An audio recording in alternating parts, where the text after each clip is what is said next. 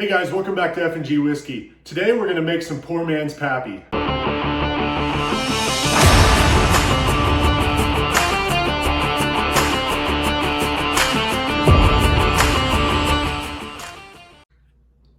Hey guys, welcome back. So today we're going to do something a little bit different. I've only made 2-ounce versions of this, and so I figured why not make a full batch of poor man's Pappy. A buddy of mine just made a batch of his, and so I've got one of those to test it with. So what I figured we would do is we'll make our own poor man's Pappy, and then we'll do a blind off and see which one we like better.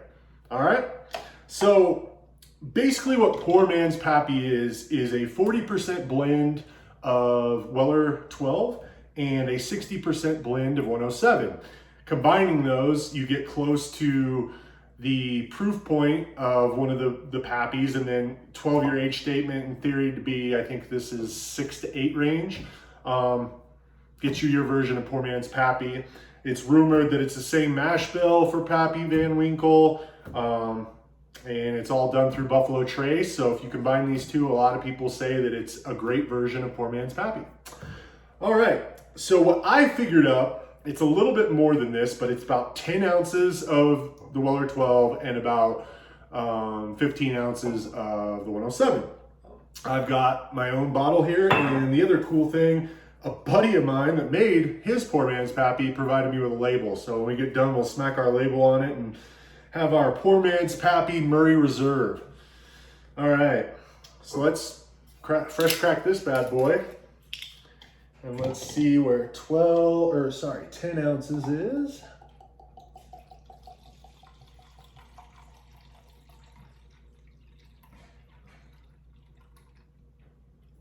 Almost there.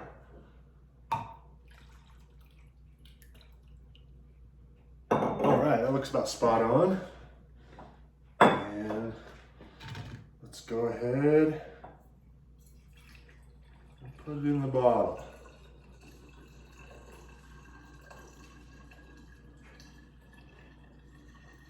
Smells great. I do have a funny story while we're mixing these. I play softball in a men's league, and I was talking to somebody about how my old job I could travel and I could look for different rare bottles at different liquor stores. And this guy kind of interjected and was like, "Oh man, I'm right there with you." And so I thought, oh, he's a bourbon enthusiast himself. And so he ends up being the first base coach. I play first base. And so I asked him, "Hey, what's your favorite whiskey?" And I kid you not, this guy said Fireball, and I about lost it. I was sitting there on first base, just biting my lip. And I have nothing against Fireball.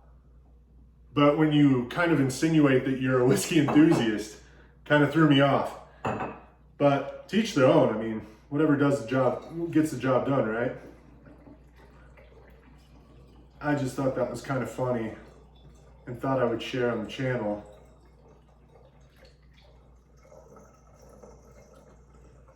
Looks like our measurements are going to be pretty spot on for this, which is cool.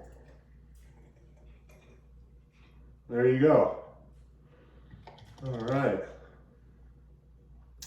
So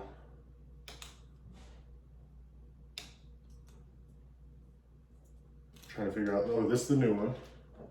Okay, so that stays there. That stays there.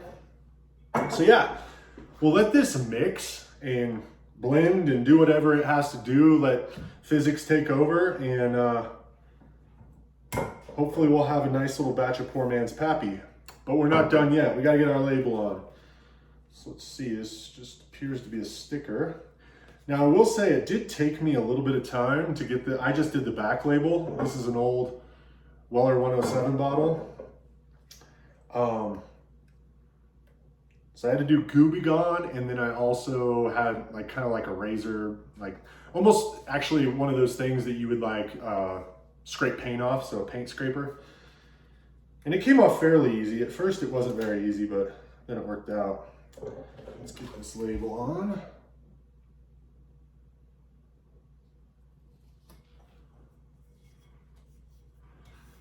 That is super cool. So yeah, poor man's Pappy right there. Label's a little crooked, but so is poor man's Pappy, right? So yeah, super excited to blind this with the other one I have, and like, comment, subscribe. Keep searching for that perfect pour. Cheers, guys.